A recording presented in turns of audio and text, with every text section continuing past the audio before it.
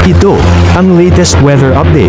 Alamin ang pinakasariwang ulat panahon ngayon dito sa Information TV Educational Channel. Ating latest satellite images, makikita natin na walang low pressure area, wala rin tayong bagyo sa loob at labas ng Philippine Area of Responsibility, at dahil nga humina na rin itong amihan, easterlies ang nakakaapekto sa ating bansa. Ito ang magdadala, partikular na makikita po natin itong kaulapan sa may area ng Eastern Visayas, tumatagos hanggang dito sa may Central Visayas, magiging maulap yung kalangitan na mas malaki yung tsansa ng mga pag-ulan sa bahagi ng Eastern Visayas. Muli po, mag-ingat sa mga potensyal ng mga flash floods and landslides, partikular na nga sa may silangang bahagi ng Kabisayaan. Sa may Luzon at dito sa may bahagi ng Mindanao, makikita natin halos walang masyadong kaulapan, kaya ngayong araw inaasahan natin medyo mainit na panahon pa rin ang maranasan sa malaking bahagi ng Luzon at ng Visayas, dulot nga ng wala po tayong inaasahang mga malalakas na mga pag-ulan. Bagamat posible pa rin yung mga isolated o pulupulong pag-ulan,